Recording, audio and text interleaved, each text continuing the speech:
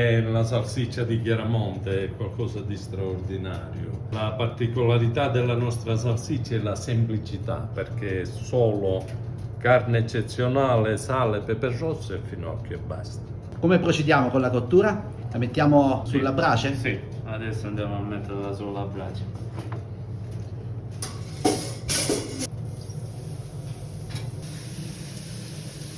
Quanti minuti di cottura? 10 minuti di qualcosa. La cottura deve essere giusta, non eccessivamente cotta, perché sennò perde morbidezza, diventa asciutta, diventa secca.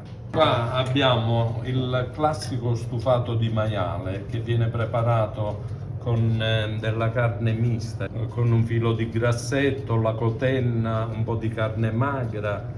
La carne viene soffritta con l'olio che ha lo stesso maiale, cioè lo strutto. Non usare olio col maiale, perché il maiale ce l'ha in corpo. Viene soffritta per bene, poi vengono aggiunte delle verdure, cioè un po' di cipolla, un po' di carota, un po' di sedano. Viene sfumato con del vino e poi viene fatta cuocere la carne nell'estratto di pomodoro, quello che si faceva una volta, quello essiccato al sole, a cui viene aggiunto un po' di concentrato di pomodoro. Il tutto viene riequilibrato con un pizzico di zucchero, un pizzico di noce moscata, una cottura a fuoco lentissimo, un paio d'ore, 2 ore e mezza secondo la tipologia di carne, ed è pronto. Questo piatto prettamente carnevalesco, che è ottimo sia mangiata così e sia per condire una pasta. Qua anticamente per carnevale si mangiavano i maccheroni, i classici maccheroni. Oggi come oggi lo facciamo pure nel mese di agosto, quando ci sono 40 gradi, perché il turista che viene deve mangiare lo stufato. Quest'anno ci sarà pure lo stufato in piazza e si svolgerà domenica 2 marzo alle 12:30, 13 in piazza. Verrà servito dello stufato e della salsiccia arrosto. Invece il lunedì sera, in occasione della sagra della salsiccia, ci sarà il classico panino con la salsiccia.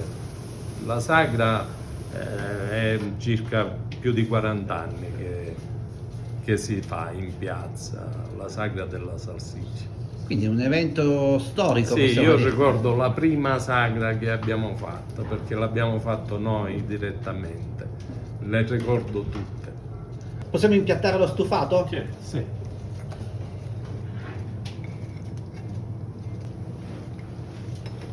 Come lo accompagniamo? Con quale vino lo stufato?